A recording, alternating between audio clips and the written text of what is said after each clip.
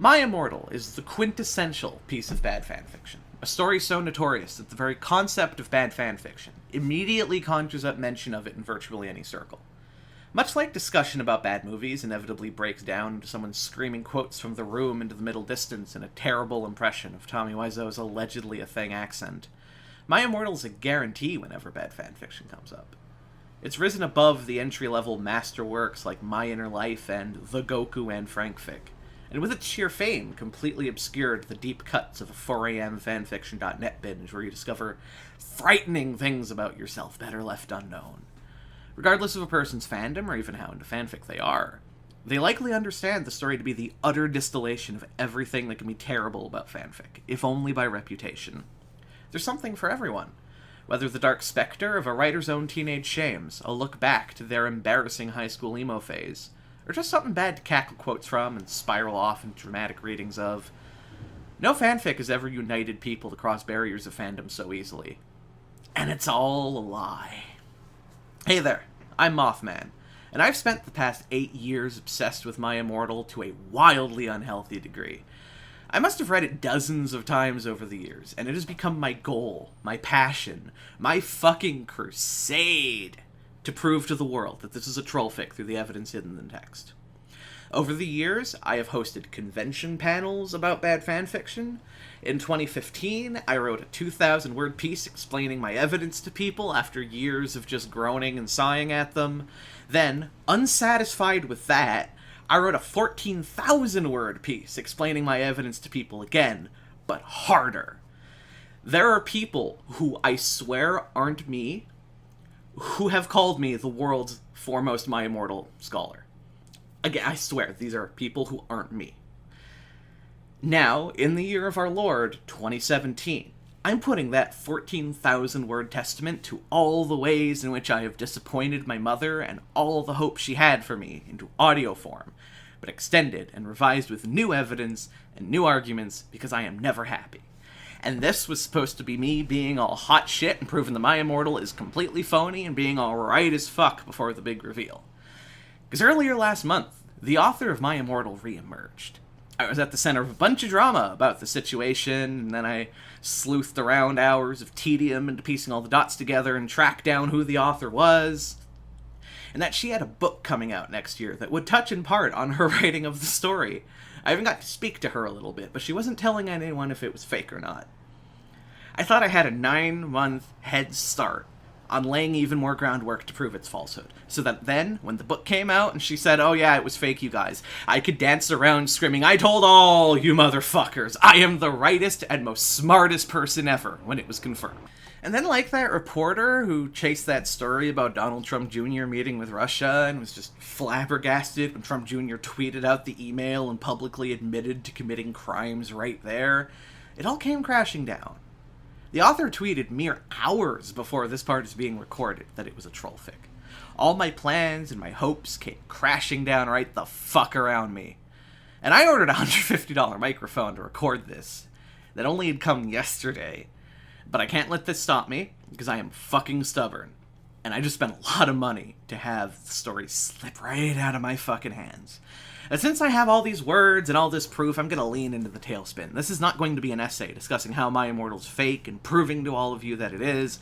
It is going to be an examination of just why and how My Immortal is the most perfectly crafted piece of trollfic ever conceived. I've got to do something with it, because after this tiring-ass saga, heaven knows I'm miserable now. But given that there is a years-long trail of me decisively talking at length about My Immortal being fake, I will, however, see the silver lining in my big thing being ruined by noting that I told all you motherfuckers I am the rightest and most smartest person ever. Introduction. People who are young and alive. For the purposes of best understanding everything I'm about to talk about, I suggest going and actually reading My Immortal first. Context might not be the best way to explain what you'll get by knowing what I'm referring to, but familiarity with the source material will make this much easier to understand. Due to it having been long since purged from fanfiction.net, you can find it reposted across the internet, and I'll drop a link in the description to one place you can read it. It is quite a read, and I greatly recommend it, although I do so as somebody who has read through countless times and liked it enough to write thousands upon thousands of words again about it over and over and over. However, it's certainly not an easy read for some people due to its clusterfuck of misspellings and incomprehensibility. So in addition to quotes and excerpts that I will be providing in this essay to illustrate my points, I will briefly give a quick rundown of My Immortal and its major players. My Immortal is theoretically a Harry Potter fanfiction, posted to fanfiction.net in March of 2006, and continued until some indeterminate point in 2007. The actual specifics are a little bit hazy, because the story was removed from the website years ago, and while plenty of people kept the story alive, nobody thought to document the specifics of dates. Tara Gillespie, the author, posted it under the FF.net handle XXXBloodyWrists666XXX, and received a lot of hate for doing so from the internet. A large component of the story and its later ongoings deal with the fact that the preps and posers come to leave scathing reviews of this story, which is what separated man from myth and made the story in particular rise to the upper echelons of fanfiction fame, attracting venom like it threw itself headlong into a snake pit, screaming slurs about the snake's mothers. 11 years later, My Immortal is still famous, and Tara's authenticity was hotly debated until yesterday, whatever. Or at least kind of, warmly debated, but there's one particular weirdo who's, way too passionate about it, and he just raises the temperature super high. Now, if you haven't actually read My Immortal, you may wonder why it is people think it's so bad. To that end, here is the author's note of the very first chapter. The first words written by Tara that anybody sees. You can make up your mind about how terrible the sight of these words truly is. Author's note. Special fangs, get it, 'cause I'm gothic. To my GF, ew, not in that way, Raven, Bloody Tears 666, for helping me with Destorian spelling, you rock. Justin, Erda love of my depersing life, you rock too. MCR rocks. And it is that word gothic, my darlings, that marks the first place in My Immortal at which Constant Weeder flowed up. For 44 chapters, we follow the story of Ebony Darkness Dementia Ravenway, our alleged heroine, as she navigates life, love, and the time stream. There's no better way to explain Ebony than to let her do it in her own words, with all the grace and subtlety of a doctor who offers a Groupon on prostate exams. Hi, my name is Ebony Darkness Dementia Ravenway, and I have long ebony black hair, that's how I got my name, with purple streaks and red tips that reaches my mid-back, and icy blue eyes like limpid tears, and a lot of people tell me I look like Amy Lee, author's note. If you don't know who she is, get the hell out of here! I'm not related to Gerard Way, but I wish I was, because he's a major fucking hottie. I'm a vampire, but my teeth are straight and white. I have pale white skin. I'm also a witch, and I go to a magic school called Hogwarts in England, where I'm in the 7th year. I'm 17. I'm a goth, in case you couldn't tell, and I wear mostly black. I love Hot Topic, and I buy all my clothes from there.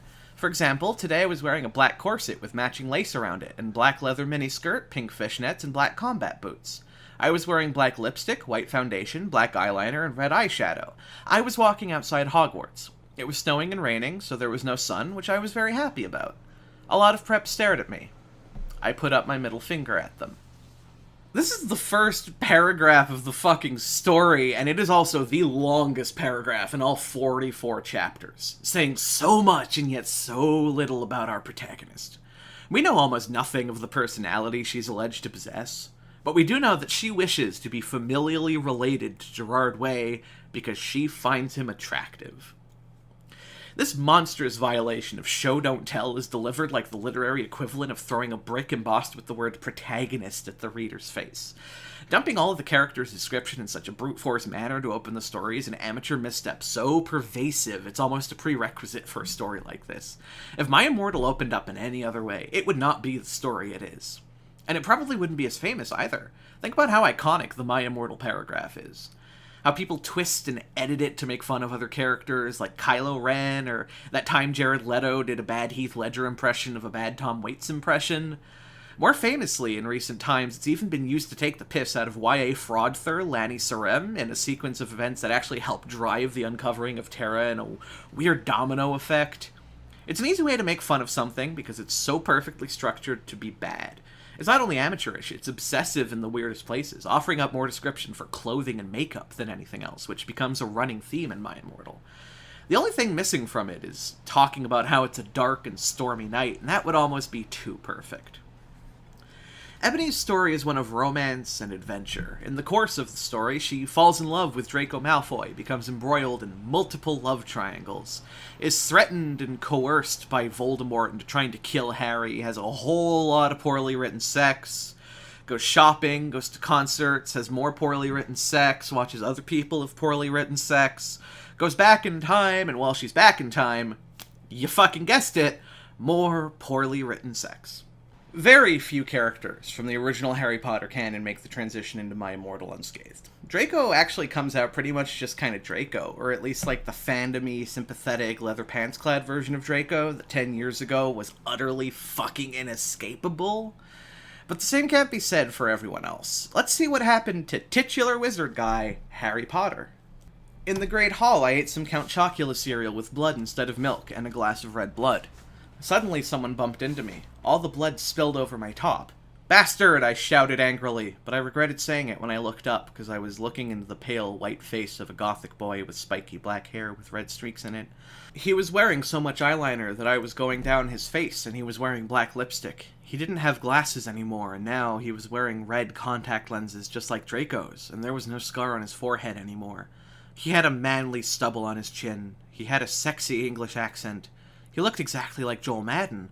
He was so sexy that my body went all hot when I saw him, kind of like an erection, only I'm a girl, so I didn't get one, you sicko. I mean, if nothing else, I guess it's kind of like a nice change from the usual stuff about his mom's eyes and the taped-up glasses. But in this story, Harry goes by Vampire. He used to date Draco Malfoy, and they got matching tattoos with each other's names. He's gothic and now a part of Slytherin, for reasons never elaborated upon, which is kind of going hand in hand with like every other character in the story. And he resembles the lead singer of Good Charlotte, for what I'm assuming is some kind of reason. Thankfully, our author also notes that the character, who was born, raised, and lives his entire life in Great Britain, happens to have a sexy English accent, which is just one of those little typical amateur mistakes a lot of writers make, casting all UK accents as being generically described as quote-unquote English. It's those little bits that help add some authenticity to the story. Another character ravaged by the tides of madness and Tara's insanity is Hermione, who's actually even less recognizable than Harry, if you can believe it. My friend, Bloody Mary Smith, smiled at me understatedly. She flipped her long, waist-length gothic black hair and opened her crimson eyes like blood that she was wearing contact lenses on. She had pale, white skin that she was wearing white makeup on. Hermione was kidnapped when she was born. Her real parents are vampires, and one of them is a witch. But Voldemort killed her mother, and her father committed suicide because he was depressed about it. She still has nightmares about it, and she is very haunted and depressed. It also turns out her real last name is Smith and not Granger. Since she has converted to Satanism, she is in Slytherin now, not Gryffindor. There are a lot of characters with a lot of changes to them, and a lot of people get the treatment that Bloody Mary Smith got, where they have secret vampire parents and converted to Satanism and became part of Slytherin. It keeps coming back over and over. And I'm not going to get into too many of them, because that's a lot of characters. But the one I will readily note, past here, who's worth pointing out, is Satan. Satan is the name that Tom Riddle went by, back when he was a Hogwarts student. In the 1980s. And Gothic? In a band with Lucius Malfoy, Sirius Black, and James Potter? Whose ex-boyfriend is Hedwig, who in the canon may have been a female owl, but here is male Gothic Hogwarts student who is bisexual? Well, we'll touch more on them a little bit later. There's a lot of train wreck going on here, okay? In case you haven't noticed. The final players in our tale are the meta characters, the actors who actually serve to help enhance the story by not actually being in the story. Raven is Tara's beta reader, her best friend, and also the writer of Harry Potter fanfiction. She shows up in the story as Willow. There's a whole bunch going on with her, but she actually has her own part coming up, so we're going to save more details about her for later. And in this series, we're not just going to get into the story of Ebony Darkness Dementia Ravenway, but the metafictional performance of Tara Gillespie. Teenage Harry Potter fan, self-proclaimed goth, and theoretically a writer of fanfiction. She loves MCR, hates when preps flame her story, and threatens self-mutilation as retribution for it. Because if there's one thing that the mid-noughties internet was, it was caring and sensitive about issues like that. She plays it off very fast and loose with things like literary devices and, as we will get into next time, the English language itself.